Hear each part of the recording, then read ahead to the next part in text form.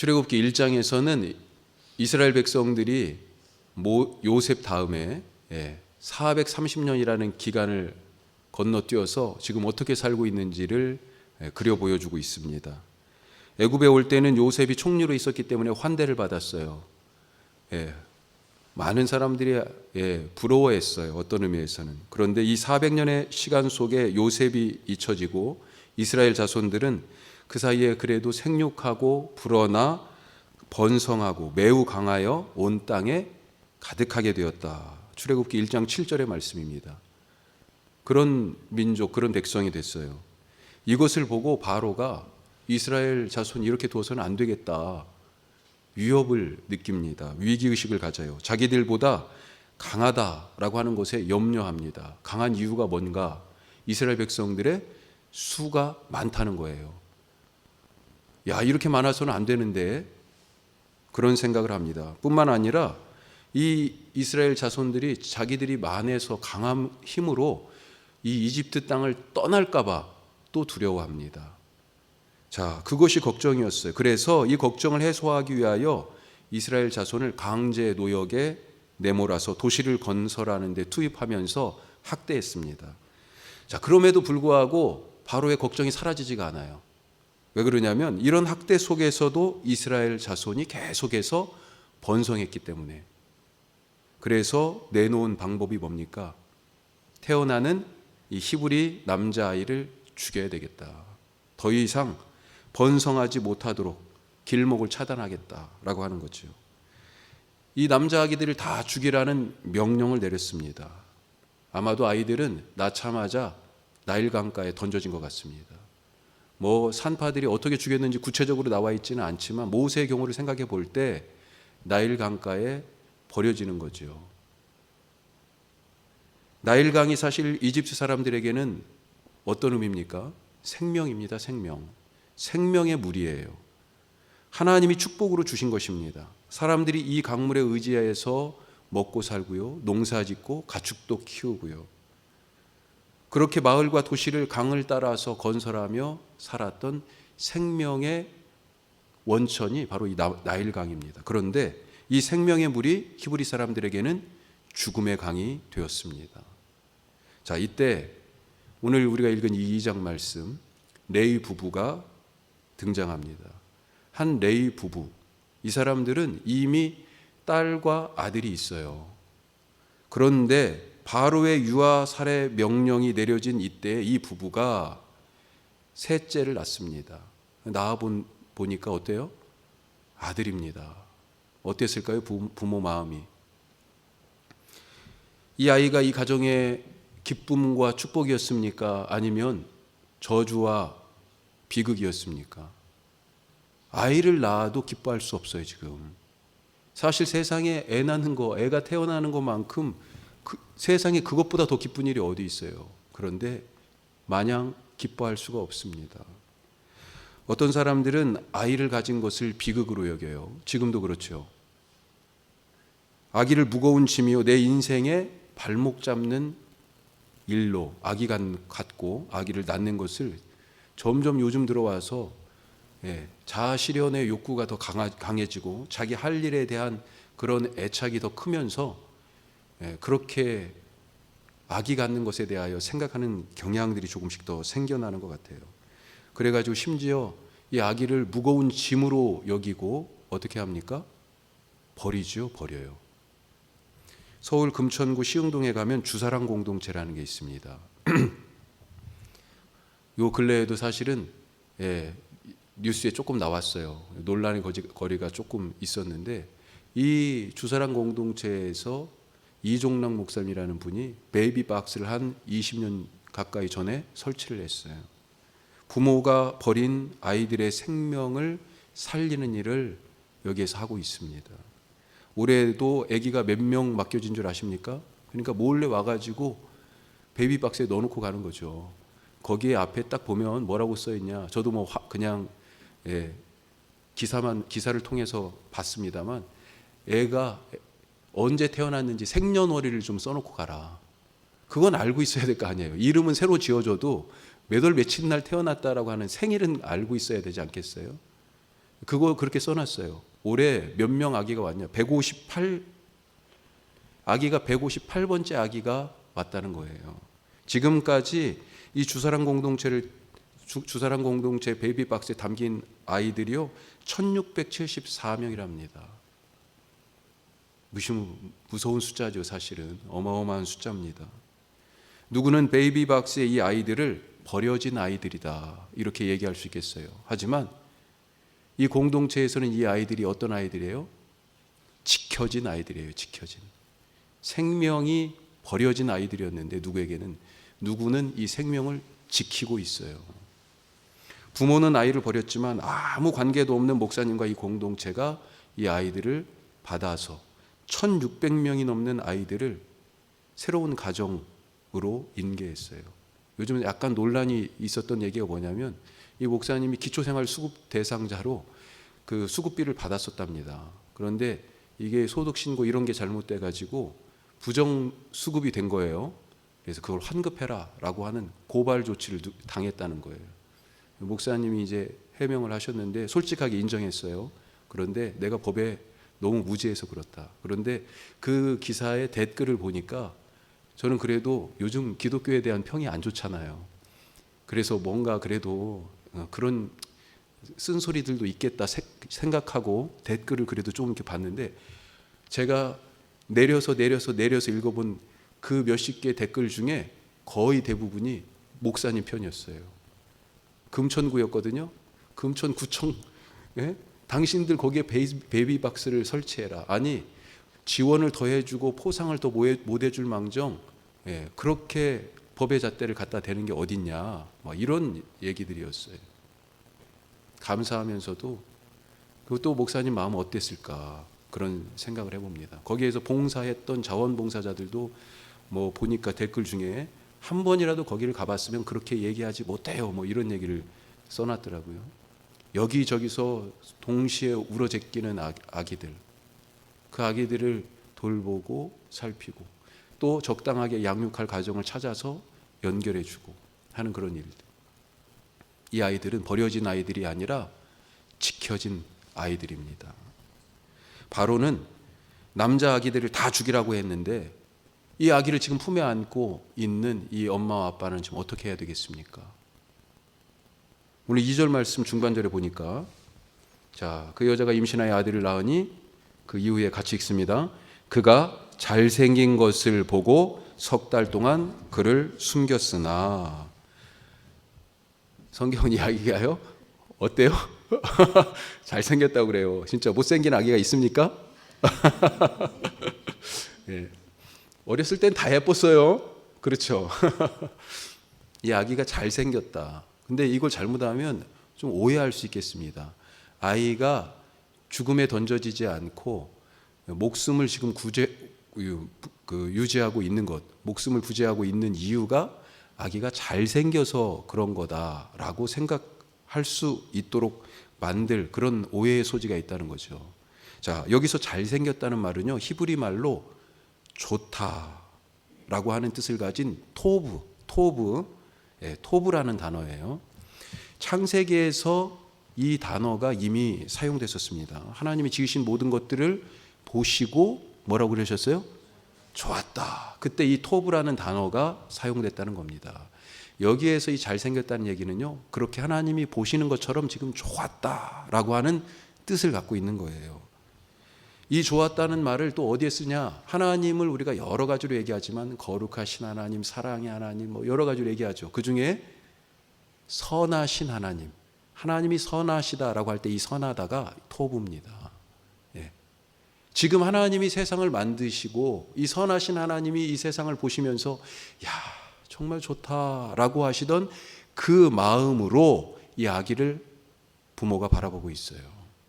부모는 자기를 통해 태어난 이 아기에게서 하나님의 창조의 능력과 창조의 역사를 보고 있는 것입니다. 하나님이 주신 생명을 사람이 거둘 수 없다는 거예요. 창조의 하나님이 주신 이 생명을 사람이 악한 생각과 꾀로 그것을 가로막을 수 없다는 거죠. 하나님이 좋다고 하신 것을 사람이 나쁘다, 싫다 이렇게 말할 수 없다는 것입니다. 하나님이 세상에 이 아기를 보내셨는데 그 누구도 그 누구도 세상에 이 아기가 오는 것을 막을 수 없다는 것입니다. 하나님의 창조 질서를 거스를 수가 없다는 얘기예요. 이 부모는 아기를 죽이라는 이 바로의 명령, 하나님의 창조 질서, 창조의 명령 뭐예요? 생육하고 번성하고 땅을 충만하고 땅을 정복하고 다스려라 라고 하시는 이 하나님의 창조의 명령을 거스를 수가 없었어요. 그래서 바로의 명령을 따를 수 없었던 것입니다. 자, 하지만 하루 이틀 며칠이 됐어요. 지금 거의 100일이 다 된 거예요. 100일이 다 돼가는 이 아기를 계속해서 숨기면서 키울 수가 이제 없었던 것입니다. 헤어져야 할 시간이 왔어요. 사실 저도 이제 애가, 큰 애가 뭐 대학생, 둘째가 이제 고등학생, 이제 뭐 다다음 달이면 이제 고3이에요. 아, 헤어져야 되는구나. 더군다나 요즘 자기들 주장을 막 하는 것을 보면서 이제는 더 이상 우리 정말로 부모의 역할은 애들이 자기들의 길을 찾아가도록 잘 돕는 것이구나라고 하는 것을 더 절실하게 느끼는데, 결국은 헤어져야 할 때가 오는 거죠. 그런데 이 부모에게는 너무 일찍 온 거예요. 이제 100일밖에 안 됐는데 이 아기와 헤어져야 되는 것 아니겠습니까? 갈대 상자를 가져다가, 여기 단어 하나하나가 다 중요합니다. 갈대 상자를 가져다가 역청과 나무 진을 칠하고 아기를 거기에 담아서 나일강가에 그렇게 갖다 놓습니다. 나일강가에 갈대 사이에 갖다 놨어요. 먹을 것이 없고요. 여기에 지금 애가 뭐 먹을 것을 담아줘도 뭐 애가 먹을 수 있겠어요? 그때 무슨 우유 젖병이 있겠어요? 없죠. 그리고 나일강에는요, 악어들이 어떤 데는 우글거릴 수 있죠. 그런데 그렇기 때문에 이 아기는 얼마 못 가서 죽을 거예요, 사실은. 예. 자, 그런데 이 아기가 담긴 이 상자를 히브리 말로 뭐라고 그러냐면 테바라고 얘기합니다. 테바. 자, 그런데 이 테바라는 말이 이집트 말로 관, 우리로 얘기하면 관이죠. 관을 뜻하는 그 말과 발음이 비슷하다는 거예요. 사실 이 아기가 담긴 상자는 어떤 의미에서는 아기의 그래서 관인 거죠. 예. 자, 이 아기를 파피루스 상자, 여기 갈대 상자라고 되어 있습니다. 갈대 상자에 담아서 지금 내놨는데, 이 테바라고 하는 이 상자가 이 물과 관련해서 이미 창세기에서 한번 쓰인 적이 있어요. 자, 물에 떠 있는 테바, 물에 떠 있는 상자, 뭐가 생각납니까? 지금 나일 강가에 떠 있잖아요, 이 상자가요. 물에 떠 있어요. 예? 아, 노아의 방주 맞아요. 딩동댕. 노아의 방주, 물 위에 떠 있는 상자. 예. 하나님께서 노아와 그의 가족을 방주에 태우셨는데, 이 방주라고 하는 단어가 똑같아요. 테바입니다, 테바. 놀랍죠? 예. 이 방주라고 하는 테바, 상자에 태워서 그들의 생명을 보존하셨다 하는 것입니다. 이 아기가 탄 상자처럼 노아의 방주에도 뭐가 칠해졌습니까? 역청이 칠해졌어요. 물이 들어오지 못하게 했습니다. 이 아이는 하나님의 보호하심 가운데 있었던 거예요. 더구나 이 역청, 이걸 또 다른 말로 얘기하면 회반죽 이렇게 얘기할 수 있습니다. 이 회반죽, 이 단어가 출애굽기에서 이미 앞에서 한번 쓰였어요. 앞에니까 1장이죠. 1장 14절 한번 보세요. 자, 이 역청이라는, 이 회반죽이라는 단어가 어디에 쓰였냐? 자, 14절을 보면 이렇게 되어 있습니다. 지금 바로가 학대하죠. 어려운 노동으로 그들의 생활을 괴롭게 하니 곧 흙 이기기와 벽돌 굽기와 농사의 여러 가지 일이라. 자, 이렇게 되어 있습니다. 도시를 건설하기 위하여 벽돌을 찍어야 되는데 벽돌을 뭘로 만들어요? 흙을 이겨서. 여기에 이 흙이라는 단어가요, 이 역청이라는 단어와 같은 단어예요. 예. 그러니까 무슨 말입니까? 바로는 이 흙을 잘못 사용하고 있는 거잖아요. 그렇죠? 학대의 수단으로 사용합니다. 하지만 하나님이 그것을 지금 바로 잡으시는 것입니다. 바로의 손에 들렸을 때는 학대의 수단이었던 이 흙을 아기의 어머니의 손에서 구원하는 도구로 바꾸신다라고 하는 것입니다. 이게 문학적으로 보면 얼마나 치밀한 장치인지 알 수가 없습니다. 하나도 이 단어 하나가 그냥 넘어가는 법이 없어요. 자, 더군다나 이 아기가 어디에 담겨 있습니까? 상자, 테바에 담겨져 있는데 이 상자가 어떤 상자예요? 갈대 상자 이렇게 되어 있습니다. 이 갈대 상자에 담긴 아기를 나일강에 어디에 갖다 놔요? 갈대 사이에 갖다 놨어요. 예. 나중에 이스라엘 백성들이 이 아기의 인도를 따라서 홍해를 건너게 되죠. 자, 그런데 이 홍해라고 번역된 이 바다의 이름이 정확하게는 뭐냐? 갈대 바다예요. 갈대 바다. 예. 갈대 바다. 갈대 상자, 갈대 사이, 갈대 바다. 이 갈대라고 하는 히브리 단어가 수프 이렇게 되어 있습니다. 수프. 똑같은 단어를 쓰고 있어요. 홍해 바다 나중에 홍해 때 다시 말씀드리겠지만 이게 히브리 말로 얌수프 이렇게 되어 있습니다. 얌은 바다라는 뜻이고 수프는 갈대라는 뜻이에요. 갈대 바다. 영어로는요. reed, R-E-E-D 갈대가 이렇게 되어 있는데 이것과 비슷하게 R-E자를 하나 빼면 R-E-D 레드가 되죠. 그래서 홍해가 된 겁니다. 예? 자, 하나님은 이미 이 아기의 이야기 속에서 한 민족의 구원과 더 나아가 온 세상의 구원의 의지를 지금 명확하게 보여주고 계시는 거예요. 노아와 그의 가족을 방주에 딱 태워가지고 하나님이 새로운 세상을 시작하는 것, 그 뜻을 분명하게 갖고 그 심판을 행하신 것처럼 지금 이 아기를 이 갈대상자 작은 방주에 태워가지고 하나님의 새로운 구원의 역사를 행하실 것을 분명하게 의지적으로 확실하게 보여주고 계신 것이다 라고 하는 것입니다. 자, 나일강가에 이 갈대 사이에 던져진 아기가 담긴 이 상자를 지금 멀리서 염려와 걱정하는 마음으로 쳐다보는 그런 눈이 있어요. 누굽니까? 누나죠, 누나. 예. 이 아기의 누나. 여기에서는 지금 이름을 얘기하지 않아요. 나중에 이름이 나오죠. 누굽니까? 갑자기 여기서 더듬거리시네. 예, 미리암이에요, 미리암. 그러면 나왔으니까 모세의 형도 있었어요. 누굽니까? 아론, 미리암, 그리고 아론, 그리고 셋째가 모세예요. 예. 자, 이 아기의 누나 멀리서 쳐다보고 있었어요. 이 상자에 담긴 내 동생 어떻게 될까? 예. 걱정하는 마음이 있었겠죠. 그때 바로의 딸이 이 나일강에 목욕하러 왔어요. 시녀들을 데리고 나왔습니다. 목욕을 하다가 이게 보니까 갈대 사이에 상자가 있는 것을 보았습니다. 아마 아기 울음소리가 들리지 않았을까 싶어요. 나중에 아기 울음소리가 들렸다 돼 있는데 그 상자를 보고 시녀들을 시켜서 상자를 가져오게 합니다. 상자를 여니 아기가 울고 있어요. 성경은 이 공주가 이 아기를 딱 보고 오늘 보니까 뭐라고 돼 있어요? 최소한의 이 아기가 누구인지를 알 수 있는 힌트를 거기에 상자 안에 담겨져 있는 걸 알 수 있습니다. 뭔가는 모르겠지만 딱 보고는 어떻게 알았어요? 히브리인의 아기다라고 알았습니다. 우리 성경 영화에 보면 이 출애굽 모세에 대한 얘기 10개 그런 영화가 있잖아요.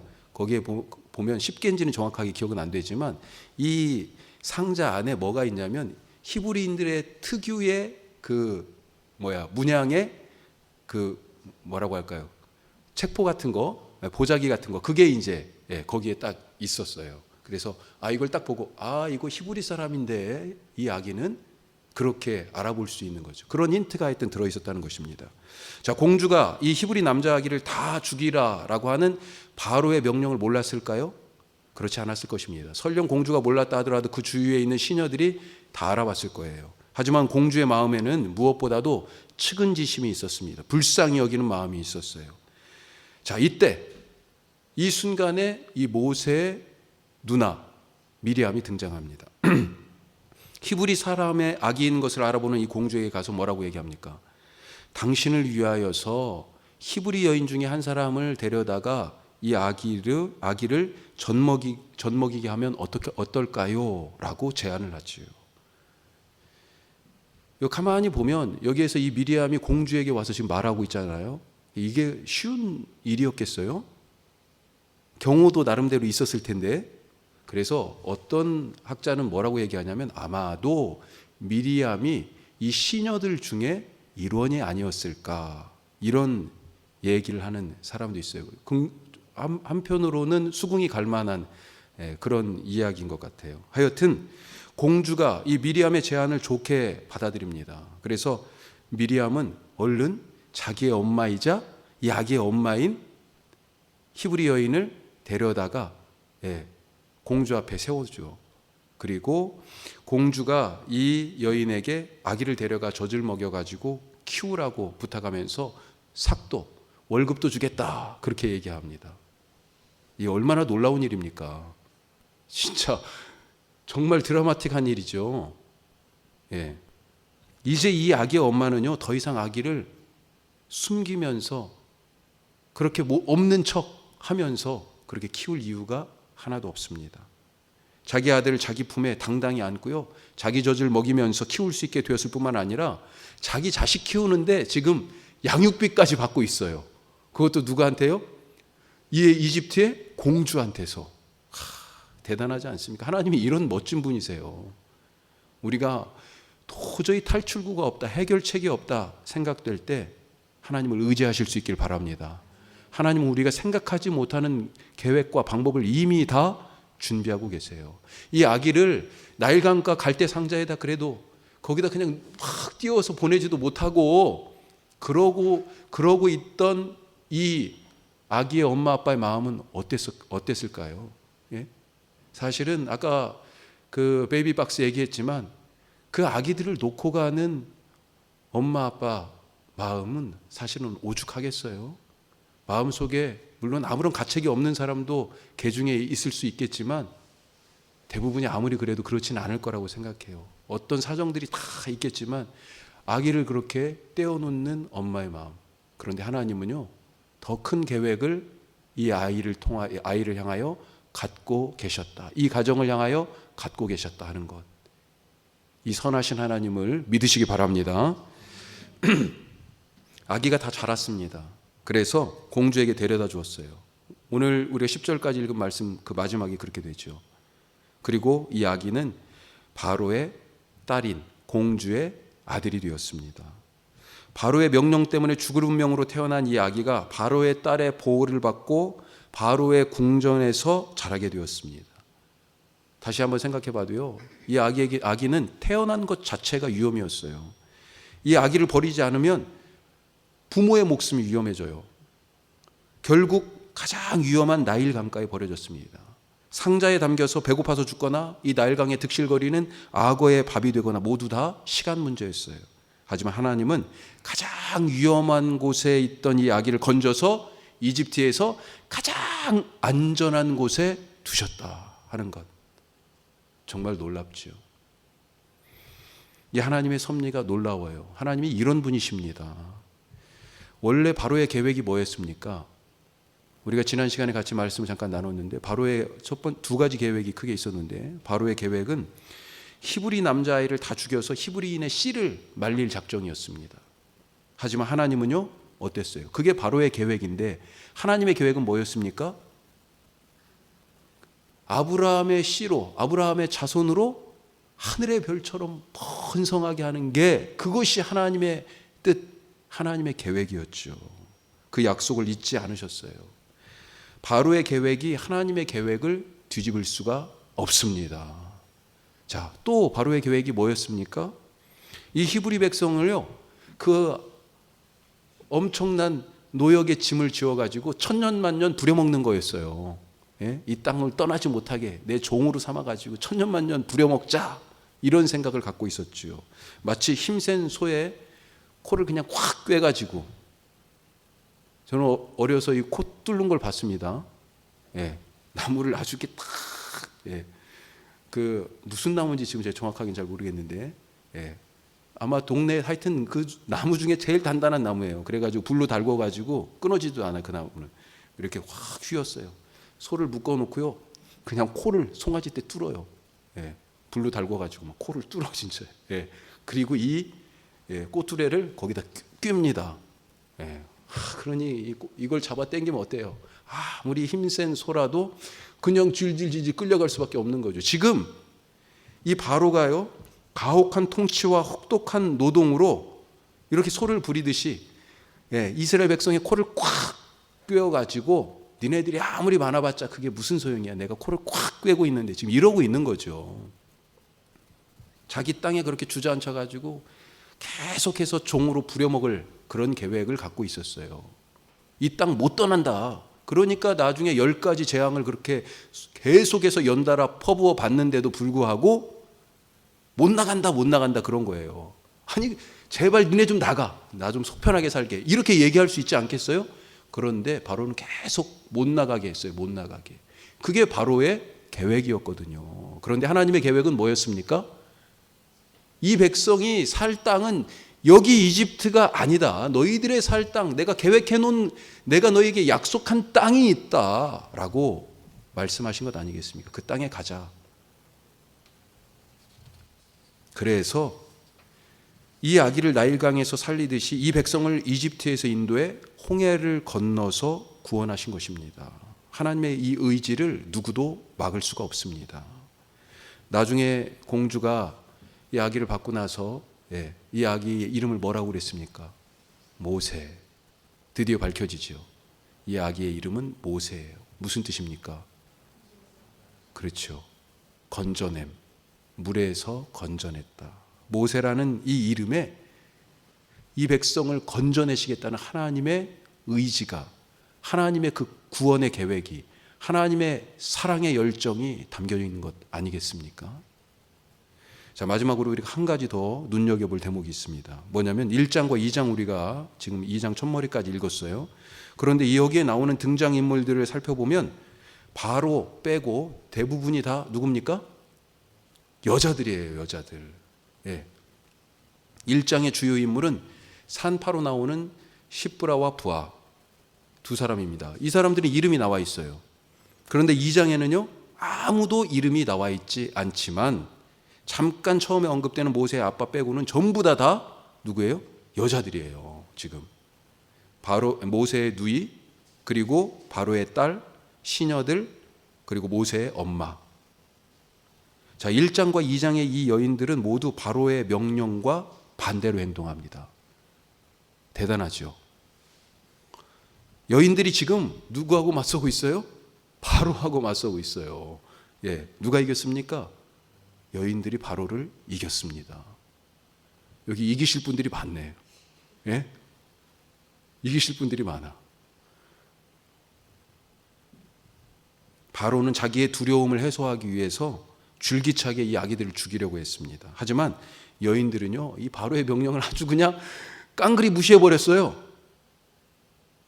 하나님은 이 여인들을 통해서 아기를 보호하고 살리셨고 오히려 바로의 궁정에서 자라게 하셨습니다. 힘을 가진 사람을 이기기 위해서는 어떻게 해야 됩니까? 더 큰 힘 필요하다고 생각하죠. 이게 세상의 방법이에요. 바로보다 더 큰 힘이 있어야 되는구나. 우리가 이 노예 생활에서, 이 종살이에서 놓이기 위해서는 바로보다 더 큰 힘이 있어야 되는구나. 더 큰 군대가 있어야 되는구나. 그런데 하나님이 지금 그렇게 하고 계십니까? 아니에요. 힘으로 이기는 것이 아닙니다. 진리 안에 있어야 이깁니다. 악의 편이 아니라 의의 편에, 사탄의 편이 아니라 하나님의 편에 서서 살아가시기를 간절히 바랍니다. 우리의 싸움은 혈과 육에 대한 것이 아니다. 분명히 얘기하고 있잖아요. 혈과 육으로 싸우려니까 바로보다 더 큰 힘을 지금 가져야 된다고 생각하는 거예요. 싸움의 본질이 그것이 아니다 보여주고 계십니다. 무엇보다도 시브라와 부하에게는 어떤 마음이 있었어요? 하나님을 두려워하는, 이 산파들에게는 하나님을 두려워하는 마음이 있었어요. 또 오늘 이 바로의 딸에게는 무슨 마음이 있었어요? 불쌍히 여기는, 아기를 보고 불쌍히 여기는 마음이 있었습니다. 그래서 바로를 이긴 거예요. 우리에게 그런 마음 하나님께서 주시기를 기도하실 수 있기를 바랍니다. 하나님의 능력과 의지를 시험하지 마십시오. 하나님의 뜻을 따르시기 바랍니다. 그것이 은혜의 삶입니다. 하나님의 뜻을 거슬러 살면 사는 게 어려워져요. 힘듭니다. 지금 바로가 얼마나 어려운 삶을 살고 있어요. 가질 것 다 갖고 살면서도요, 아무것도 못하는 무능력한 삶을 살고 있어요. 어렵습니다, 지금 사는 게. 하지만 하나님의 뜻을 따르면 쉬운 삶이 됩니다. 누군가를 구원자로 세워서 하나님의 백성을 인도하시려는 이 계획을 사탄도 알고 있었을 거예요. 어느 정도는. 그래서 바로를 두려움에 몰아넣어 가지고 아기들을, 구원자가 태어날지도 모르니까 아기들을 싹 죽여, 그 충동의 결정에 몰아넣은 거죠. 아기들을 이 바로의 손을 통해 다 죽였습니다. 예수님이 태어나실 때도 그랬죠. 사탄은요, 누구를 두려움에 몰아넣었어요? 헤롯 대왕을 두려움에 몰아넣었어요. 너 좀 있으면 이 왕좌에서 쫓겨날지 몰라. 네가 더 이상 왕이 아니야 이제. 그래서 어떻게 해요? 그 두려움 때문에 아기들을 또 싹 죽이지요. 예수님을 죽이려고. 하지만 하나님의 뜻을 막지 못했습니다. 하나님의 구원의 의지를 꺾을 수가 없었어요. 하나님이 우리를 교회라고 하는 방주에 담아서 나일강과 같은 세상 가운데 내놓으셨습니다. 걱정하지 마십시오. 그것이 우리에게 위기가 아니라 하나님이 함께 하시는 은혜를 맛보는 구원의 시작이 됩니다. 여기서부터 이제 구원의 드라마가 시작되는 거잖아요. 그렇죠? 모세의 등장에서부터.